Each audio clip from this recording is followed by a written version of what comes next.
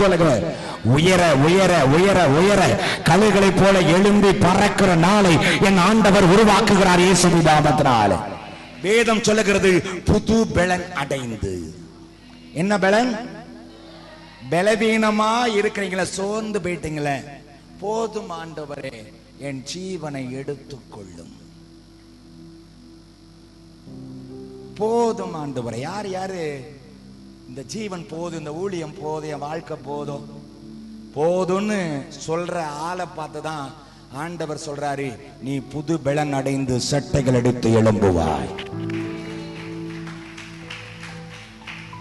அதிகமான பேர் ஊழியத்துல சோர்ந்து போனீங்க, அதிகமான பேர் குடும்ப வாழ்க்கையில சோர்ந்து போனீங்க, அதிகமான பேர் படிப்புல சோர்ந்து போனீங்க, அதேக காரியங்கள்ல சோர்ந்து போயிட்டீங்க. போதும் ஆண்டவரே, போதும் ஆண்டவன், ஜீவனை எடுத்துக்கொள்ளுங்க, வாழ்ந்தது போதும், என் உயிரை எடுத்துக்கங்க. பாஸ்டம்மா 2 பேர் சொன்ன காரியத்தை கர்த்தர் நினைவு கூர்க்கிறார்.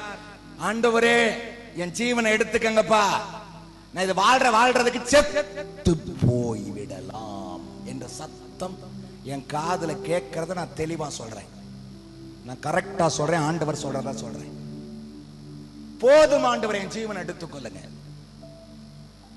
இல்ல நீ ஜீவனை எடுத்துக்கங்கன்னு சொல்ற, கர்த்தர் உனக்கு புது ப்ராஜெக்ட கையில கொடுக்கிறார்.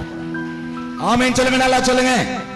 உன் உயிரை எடுத்துக்கன்னு சொல்றேன். அவன் சொல்றான், எலியா என் உயிரை எடுத்துக்கங்க, என் ஜீவனை எடுத்துக்கங்க, எனக்கு போதும் ஆண்டவரே, ஊழியம் வேணாம், இந்த உயிரும் வேணாம், எடுத்துக்கங்கன்னு சொன்னா அவர் அதை காது கொடுத்தே கேட்கல. எலியா கதறலை கர்த்தர் கேட்கவில்லை, எலியா புலம்பலையும் கர்த்தர் கேட்கவில்லை. எலியா சொன்ன எதையும் கேட்காம, நீ போக வேண்டிய தூரம் வெகு தூரம், நீ ராஜாக்களை அபிஷேகம் பண்ணணும், தீர்க்கதரிசிகளை அபிஷேகம் பண்ணணும், ஓரை பட்டு ஓடுன்னு எழுப்பி ஓட வச்சார். அப்ப அதிகமான பேர் சொல்றீங்க வேண்டான்றீங்க, அவர் சொல்றாரு நீ ஓடுன்றாரு. அல்லேலூயா சொல்லுங்க, நல்லா சொல்லுங்க. நீங்க போதுன்னு சொல்றீங்க, அவர் சொல்றாரு இல்லப்பா உனக்கு நிறைய இருக்குதுன்னு சொல்றாரு. நான் போதும் ஆண்டவரே, முடிச்சுக்கங்க ஆண்டவரே. அவர் சொல்ற, நான் முடிக்கிறதுக்கு வரல, இதை தொடங்கிறதுக்கு தான் நான் வந்திருக்கிறேன். இது முடிவல்ல, இது ஆரம்பம் என்று கர்த்தர் சொல்லுகிறார். இது முடிவல்ல, this is not the finish, இதுதான் ஆரம்பம். ஆண்டவர் தெளிவா சொல்றார், ஊழியக்காரர்களே ஊழியக்காரிகளே, என் ஆண்டவர் தெளிவாய் பேசுகிறார், இது முடிவல்ல, இது ஆரம்பம். சூழ்நிலையில பார்த்து சோர்ந்து போயிட்டீங்க, நடந்த சம்பவங்களை பார்த்து சோர்ந்து போயிட்டீங்க, இக்கட்டுகளை பார்த்து சோர்ந்து போயிட்டீங்க, போராட்டங்களை பார்த்து சோர்ந்து போயிட்டீங்க. உங்களுடைய கண்ணீர், உங்க வேதனையை நான் அறிகிறேன். My fight that I love. ஊழியக்காரனா இந்த பலிபீடத்திலிருந்து ஊழியக்காரியுடைய கண்ணீரை, வேதனையை அறிகிறேன். என் ஆண்டவர் சொல்லுகிறார், இது I shall battle me, இது முடிவல்ல, இது ஆரம்பம். கர்த்தர் மறுபடியும் ஓட வைக்கிறார், கர்த்தர் மறுபடியும் புது பலனை தருகிறார், கர்த்தர் மறுபடியும் சட்டைகள் அடித்து எழும்ப பண்ணுகிறார், கர்த்தர் மறுபடியும் உன்னை தேசத்துக்கு ஆசீர்வாதமா பயன்படுத்த விரும்புகிறார். நான் உன்னை கொண்டு செய்யும் காரியம் பயங்கரமா இருக்கும்.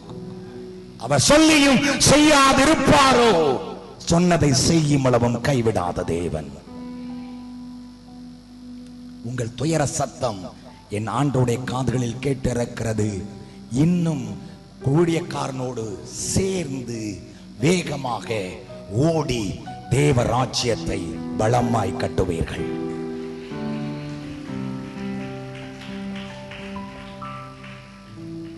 உங்க ஃபேமிலி லைஃப்ல ஒரு ரெனிவேஷன் வருகிறது, ஃபேமிலி லைஃப்ல பிணைப்பு வருகிறது, the bonding.